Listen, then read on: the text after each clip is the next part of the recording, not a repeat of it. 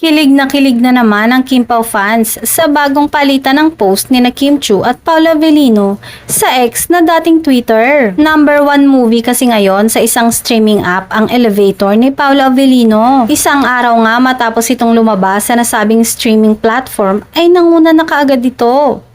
Pero maski hindi bahagi si Kim sa nasabing movie, ay todo ang suporta niya kay Paolo. Matatandaang dumalo siya sa premiere night ng Elevator noong April 23 sa SM Cinema North EDSA at nag-promote pa siya ng pelikula ni Paolo sa It's Showtime noong April 24. Unang araw ng pagpapalabas nito sa mga sinihan.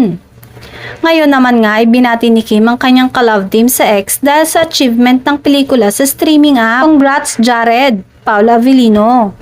Post ni Kim sa X kung saan binanggit niya ang name ng karakter ni Paolo sa movie. Reply naman ni Paolo, "Thank you, Chinita."